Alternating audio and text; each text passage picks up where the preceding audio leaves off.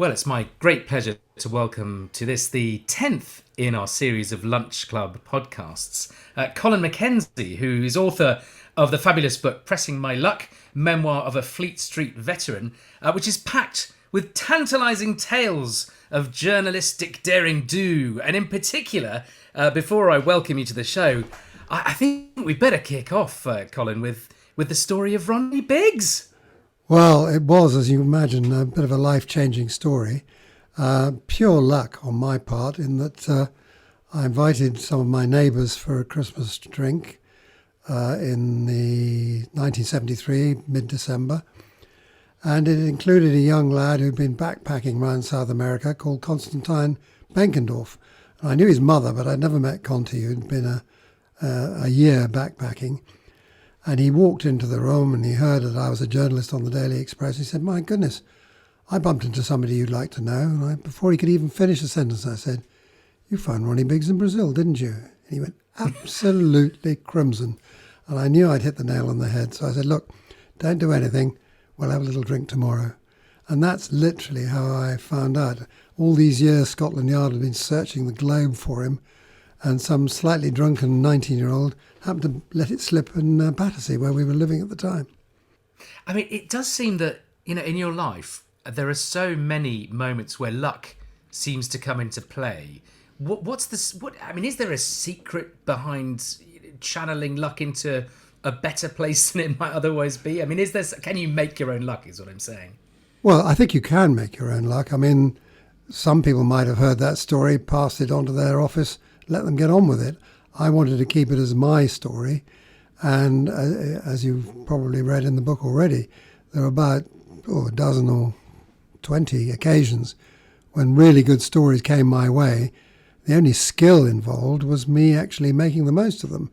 The luck was actually getting in the way of the story. But, some people are lucky. Some people are like taxi ranks. They sit at number 20 and they wait to be given a story by the news editor. They get on with it. I was quite good at generating my own material. For sure. And the thing that really strikes me is this is such an iconic moment. I was researching our chat and looking forward immensely to hearing about your life with your pen in your hand and your satchel tucked under your arm, travelling the world. But the story of Ronnie, for example, it's in the Press Gazette's top 10 scoops of all time. And it must still now feel extraordinary that you were the person who was responsible for ending his 3,471 days on the run. I mean, can you just paint us a little picture about the sort of the run up to actually meeting Ronnie and to how it all happened when he was finally brought in? Well, I researched him through the Cuttings Library at the Daily Express and his situation before I even told my editor at the Daily Express, because I wanted to be sure we weren't being hung out to dry by a Walter Mitty. And so it was actually just before I joined Fleet Street in 1963, the great train robbery. I joined the Express in 1964, straight out of Oxford, green as grass. And so anyway, I got all the homework done and then tried to phone him in Brazil with Constantine at my elbow. And of course, typical Biggs, he hadn't paid the phone bill. So we had to get hold of an old mutual friend who'd been a girlfriend of his, and they'd had a little decorating company together called Phyllis Huber. She was an American lady living in Rio.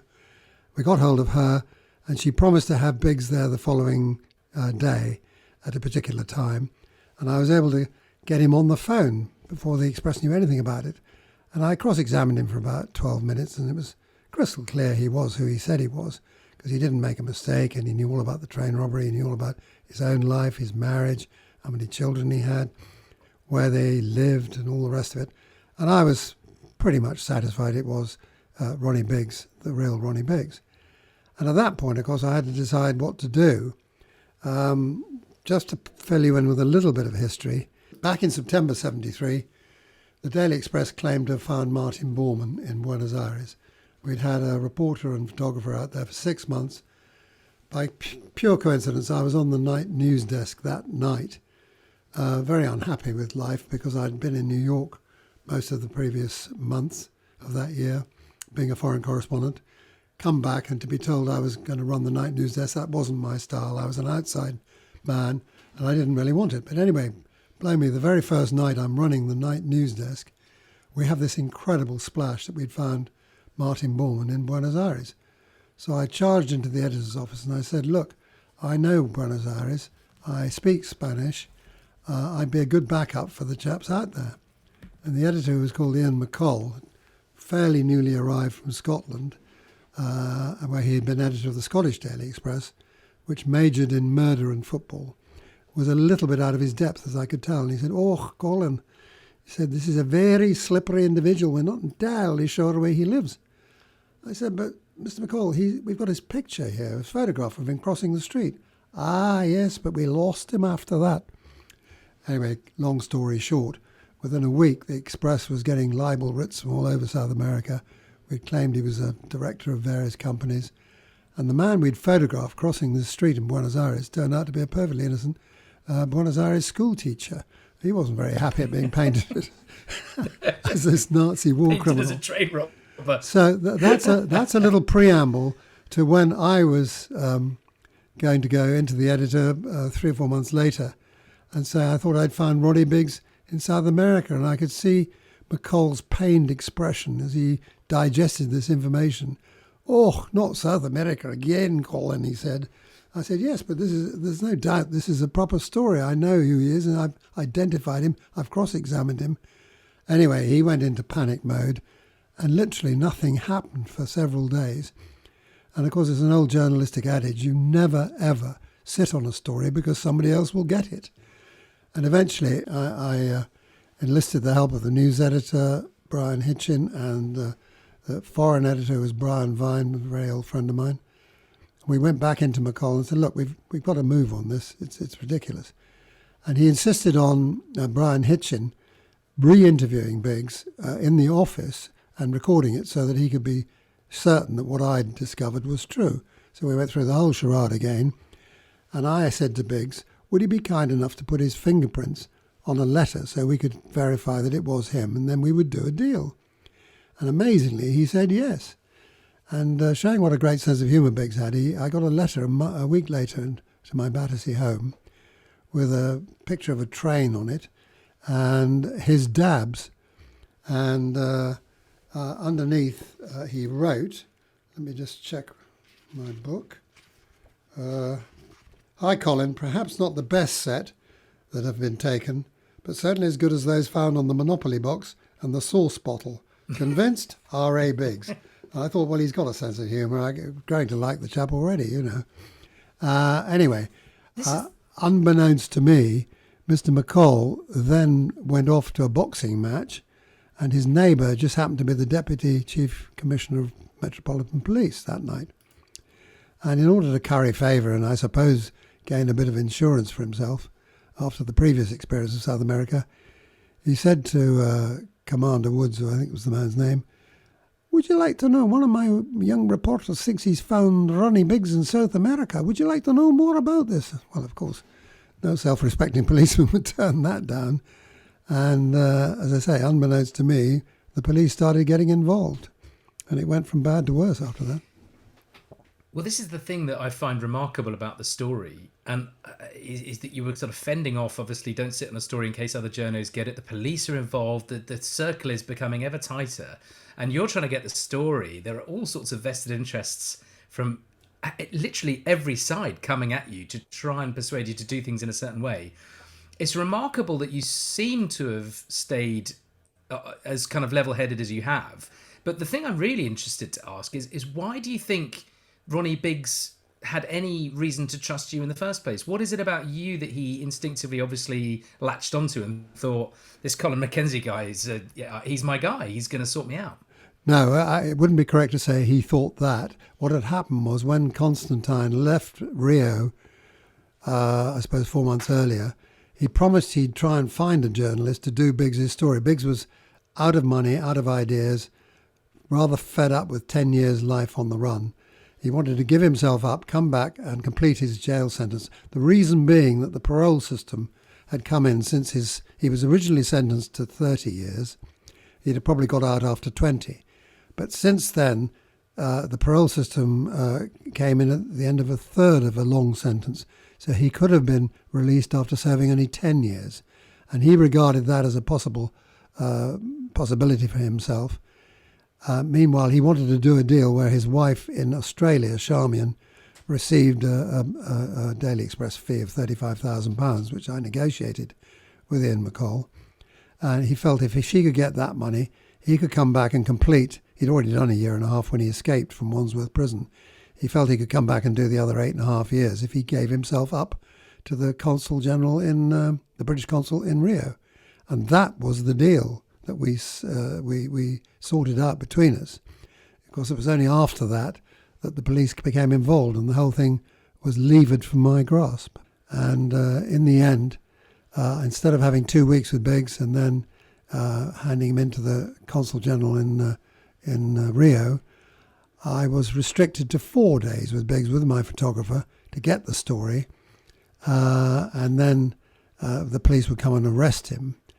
And in the event, it was forwarded another 48 hours. So in the end, I only had less than 2 days with Biggs. And of course, I hadn't even got the full story out of him. He was imagining he would have 2 weeks with me. He was on Brazil time. Amanhã, tomorrow in Portuguese, was the favoured word. Oh, let's talk about this tomorrow. And we took him on the first day just to get some establishing photographs of him up the Corcovado mountain, up the Sugarloaf, in various flats that he'd acted as a carpenter and done work for expats in Rio and all that sort of thing. And he was on the arm of a very beautiful young student who wasn't actually his real girlfriend. She was up in the north of Brazil at the time. And the one who actually gave birth to the child who saved Biggs's bacon then came back from the north of Brazil and re-established herself 2 days later. But all the pictures we've got of the original story was, of course, he was with this girl called Lucia. So, what were your thoughts on him as a person? I mean, did you form a relationship over time? Well, just in the 2 days we saw him, he was a very pleasant, quite well-read individual. I mean, he'd done enough time in jail to get himself up on the classics, and he'd even bothered to learn Portuguese, which most villains of his ilk wouldn't have been able to do in the 4 years they were in Brazil. But he had learned Portuguese. He'd managed to meld into society there. He had no papers, official papers, and that was a big problem because in those days, Brazilian cops demanded your papers every other day, and somehow he'd managed to escape their attention. And one of the first things they did when they did arrest him was find out how on earth he survived 4 years in Brazil without official papers or passports or anything. I was furious with the police and with my boss because I was going to offer Biggs in that first 4 days the chance of going on the run if he wanted to. As it happened, my father lived in Brazil, although he was nothing to do with me finding the story, and I could have arranged a little exit for him into the interior of Brazil where my dad lived, and he could have put him in one of the many farms where he was running Lord Vestey's operation. Sadly, today I noticed Lord Vestey's died. I think he died this week. But my father worked for Lord Vestey, and he had 20 or 30 huge farms, and we could have hidden Biggs away forever if he'd chosen that route. Yeah. But of course, I never got the choice because he went off into the night with Lucia. By then, I was summoned to a hotel about 200 yards away, where Slipper of the Yard and his Sergeant Jones were there, with Brian Vine, who'd been flown down from New York, and I was told he was being arrested in the morning. Well, of course, there were no mobile phones, I had no idea where he'd gone with Lucia. He'd gone back to her parents, as it turned out, but they lived in the suburbs of Rio. And so I had no means of alerting him that he was walking into a trap, and I felt very guilty about that and very ashamed of how the Express had behaved, to be honest. Yeah, because I feel for you because you're in the room 909, the hotel room, and you know the police are going to knock on the door, and he doesn't. And did he ever kind of bear a grudge about that, or was he? Well, did he not find out, or was he sanguine? He did find out eventually, because other books have been written about it, which made it crystal clear that I did know what was about to happen. And of course, I've now revealed it in my own book, in its full horror. But it was the worst 15 minutes of my life, knowing that the police were outside, coming up in the lift, and the knock on the door wasn't somebody coming to deliver some nice Brazilian cocktails. It was Slipper of the Yard. And it was my heart was beating like you've never known. It was an appalling moment. But I got over it, and I had to get on with the story, of course. Yeah, the story ultimately, is what kind of, I guess, drives you in your career. I mean, aside from bringing Ronnie Biggs in, are there moments that stand out for you where you feel that you managed to reveal a sense of truth? And where I'm coming from with this is that I sort of feel in this day and age with social media and the speed at which people can throw something out onto the internet and say something without really researching or thinking of the consequences.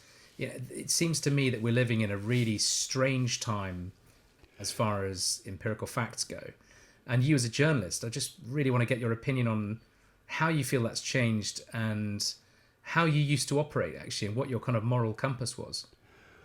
Well, I don't suppose the moral compass is that different, but certainly we never had mobile phones, we never had the internet, we never had social media, which I think is very dangerous for obvious reasons. And I think children are in peril from it. I think sports people are in peril from it.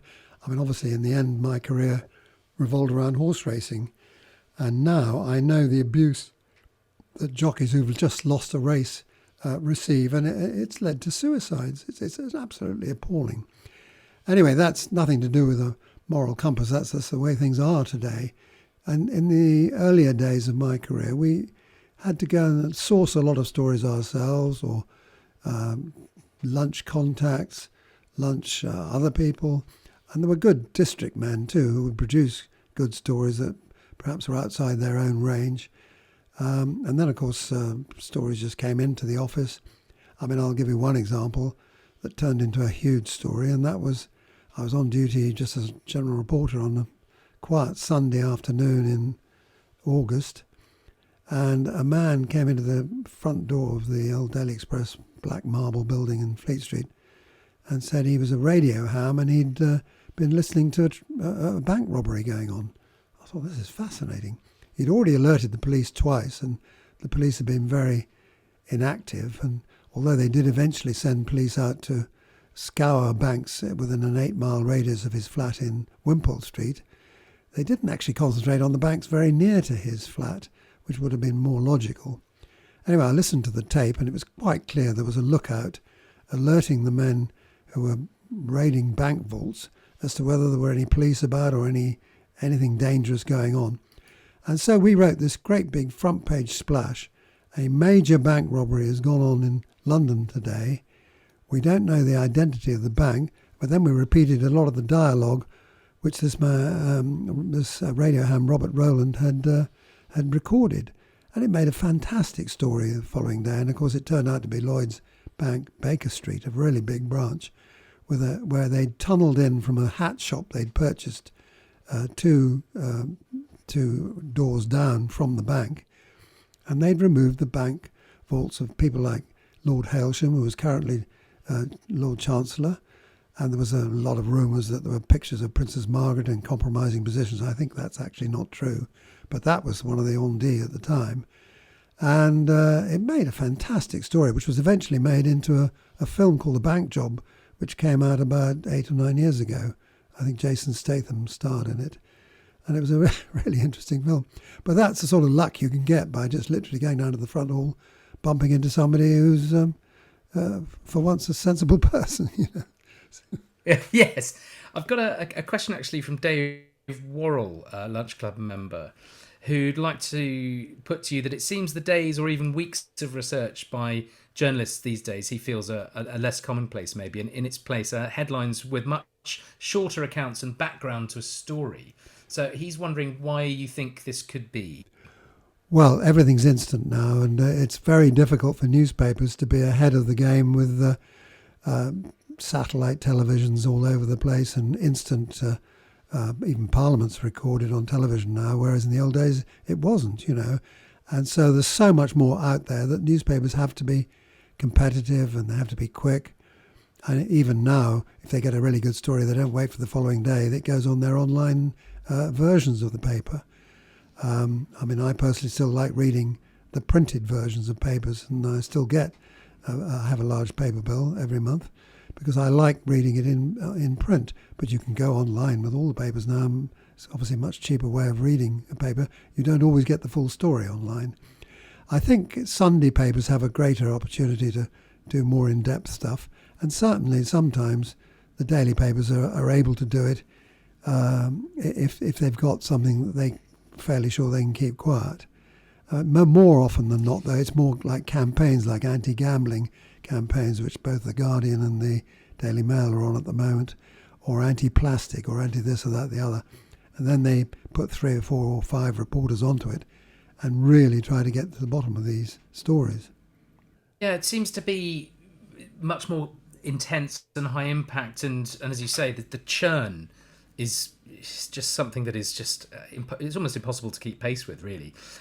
Steve Blackman, sort of following on from that, another Lunch Club member, wants to know that nowadays, he says, publish and be damned seems more common, where juicy headlines and stories are risked whether they're true or not, knowing that the sales will outweigh the possible out-of-court settlements. And Steve is wondering if you can give an example of where you've written an article that you were sure of your facts, but the editor and the legal team forced you to edit out certain bits because of the fear of being sued. Well, I can tell you one very good story, which is actually in the book. In 1967, most of your members probably weren't even born then, but the pound was in serious trouble, and the government, the Labour government of Harold Wilson, was in serious trouble, and he introduced a £50 foreign travel limit for everybody. It doesn't matter who you were, you couldn't take more than £50 abroad. And remember, in those days, credit cards were quite rare. They weren't commonplace amongst people. And I had discovered that the Financial Secretary to the Treasury, Harold Lever, who was the government member who introduced the bill into the House of Commons, 2 or 3 weeks later, was sat in the foyer of the Palace Hotel Gestard playing backgammon for thousands and thousands of pounds and losing. And I managed to get hold of 2 of the people he'd been playing with, one of whom was well-known Spectator columnist Taki Theodorokopoulos. He was the high life man, and Geoffrey Bernard was the low life man, if you remember, and stood the story up. And it was quite extraordinary that here was the man who introduced this bill into the House of Commons was losing thousands and thousands of pounds in full public array in the foyer. And there was no mystery about it. Everybody was watching. And it turned out that he had his wife was a daughter of a Lebanese banker, and the argument was that he could get funds from Lebanon to fund his backgammon habit. Well, I thought this was a fantastic story, and it was about to go into the paper when the then editor, Derek Marks, hove inside, and he'd been a political correspondent prior to his taking over as editor of the Express. And he'd been threatened by Downing Street that the Daily Express, which was a very big paper in those days, would somehow lose some of its lobby facilities if we went ahead with this story. And I couldn't believe it, but he sort of also said, look, Harold Lever's got access to funds outside the country. This doesn't really count. And I simply couldn't believe this myself. And I don't think it would happen today. And anyway, he killed the story. And it is the one and only time I've ever given a story of my own to Private Eye. And it came out 2 weeks later, of course. But there's an example. Very, very rarely have I ever had a story killed for those sort of reasons. I can't even remember another one, to be honest. No, one of my favourite little anecdotes from the book is something where maybe the stakes were a little less high, but nonetheless, from my world with wine, I loved it. And it's the story of, I think you were in the Savoy. That's right, yes. And can you just do share that, because it is such a lovely tale. Well, funnily enough, this was just after the big story, and I got a book deal with Hart Davis McGibbon. I had a lovely agent with Curtis Brown who got me a fantastic advance on my book. And I took my in-laws, Amador and Kay Fonseca of the Port family, but he was actually a solicitor in Wales, and my mother, Hazel Adair, and her friend Neil Hallett, and my wife Tina and myself, and we 6 of us had dinner and the cabaret in the river room of Savoy. And being somewhat flush from my large book advance, I said to the sommelier, we'd like a bottle of port. And I noticed you've got a Fonseca 63, which was the finest vintage since the war at that time. And the man went away, and about 20 minutes later came back with a already decanted bottle of port. And I looked at him straight in the eye and I said, you're a very lucky sommelier, because down at the other end of the table is Mr. Fonseca, and he'd like to taste this lovely wine. I could just sense a little bead of perspiration on the man's brow at this point, and he went down. My father-in-law put his long beaky nose into the glass, sniffed it and pushed it round his mouth and looked up at the man. He said, "Well," he said, "that's delicious," he said, "but I regret to tell you, it's not Fonseca 63. I've got lots of it at home and it doesn't taste like that." Total confusion. The poor man disappeared again. Another 20 minutes went by, and eventually he came back with an undecanted bottle of port, and he said, "Very dreadful mistake in the cellars, sir, but we'd like you to have this on the Savoy's, at the Savoy's expense." So I said, "Oh, what is it?" He says, "The only other 63 vintage port we could locate, and it's called a Mackenzie." Well, of course, at this point, the entire table burst out laughing. And I had no idea the Mackenzies owned a port house. And the poor chap didn't know what he was at. I said, "Don't worry." He said, "It's your bad luck. My name's Mackenzie." But we drank that without any trouble at all.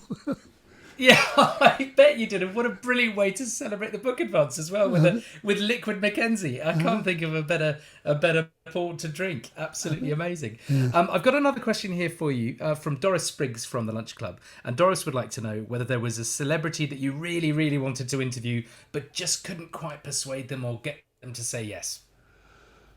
Well, I suppose the Queen would be the obvious one. I did have a little interaction with the Queen at Newbury Racecourse, if I can tell the story. She was opening a new grandstand. It was 1992. I was by then a racing correspondent, and I was up on the 5th floor. And at the time, I was off the road due to some rather speedy driving and a black Mazda sports car, which was the worst thing in the world for me because it did nothing but attract the police. Anyway, long story short, I had a 19-year-old spotty-faced youth who was a student driving me around, and I sat him next to me with a racing post and 10 quid punting money while I got on with my work on my laptop. And the Queen had just opened this grandstand, and the chairman of Newbury was her racing manager, Lord Carnarvon. And he decided to take his life in his hands and go up and show Her Majesty the press room, because it had the finest view over Newbury. It was on the 5th floor. You could see everything. You could see the golf course in the middle, and it was a wonderful view. And he thought, well, the racing press are a friendly bunch. I can risk it. So anyway, much to my astonishment, in comes the Queen, followed by Carnarvon. She goes up to the front of the little rows of chairs and to the window, has a look round, turns to her right, and the first person she catches her eye is my young driver, Toby. I said, "Oh, who do you work for?" Well, of course, I hadn't prepped him at all. I would have told him he worked for the Newbury Weekly News or something like that. Instead of which he said, "I'm Colin Mackenzie's chauffeur." Well, at this point, the royal eyebrows took one look at me. They nearly hit the ceiling at the thought that racing correspondents could afford expensive cars and chauffeurs.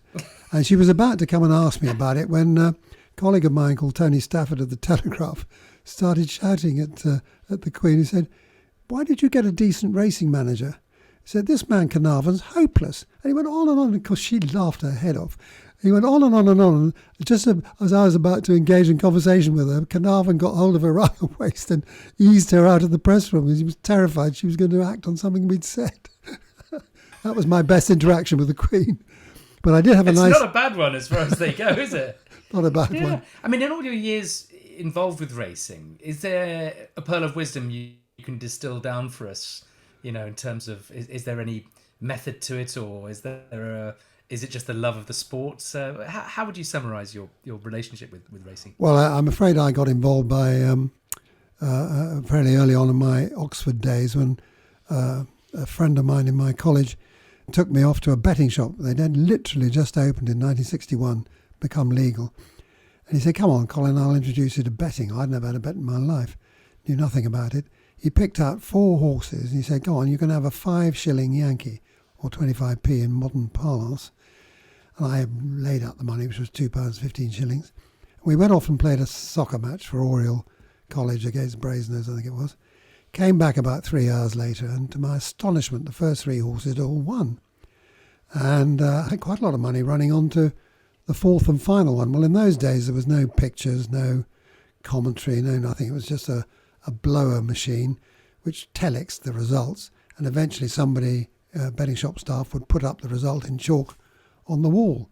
And I was waiting for this last result. I'd already won quite a little bit of money, but nothing life-changing. I probably won about £30. Anyway, blow me, the last one won. So I had all 4 winners, which meant 6 winning doubles, 4 winning trebles, and an accumulator, all for 5 shillings. And the bet came to about 180 quid. And I couldn't believe my luck. I promise you, 180 quid was about half my year's allowance in those days. And it certainly paid for a lovely party at Oriel when my birthday turned up. And unfortunately, it got me rather hooked on the whole idea of gambling. And that fostered my interest in racing. And as soon as I graduated and got into a proper job and everything, I investigated the possibility of having a racehorse. And we were literally, 2 colleagues of mine and myself, gifted a horse by the Queen Mother that was no good for her any longer, wasn't up to much. And we sent it down to a trainer in the West Country called Les Kennard. The horse was called Mount Etna. And rather like Mount Etna, he was a lovely, almost white-grey horse. And he won his first race by 25 lengths. And so I was absolutely hooked. And I'm afraid I've had lots of little shares in horses ever since. But I have actually managed to enjoy 72 winners. And so it's been quite a thrilling experience. If most of the time I've been on the wrong side of the cash balance. Yeah, but it sort of resonates with the title of the book, Pressing My Luck. And It does, I think yes. there's a lot to life in pursuing what you love and enjoying those moments, as you say, the thrills of it all. I've got one final question here from a Lunch Club member, from Sarah D. Sarah would like to ask if you have any choice of anyone you could interview next for chatting to. Who would you choose to talk with? Well, that's an interesting one. What, today or in the past? Which do you mean? Well, I think we could do one of each. I think let's do the past first and then today. Right. Well, I was lucky enough to interview Richard Burton, various presidents, Ceausescu in Romania. I mean, that was I've got to ask, what was Burton like? I'm a massive fan. Oh, Burton was wonderful. I'll tell you, that's again another piece of luck.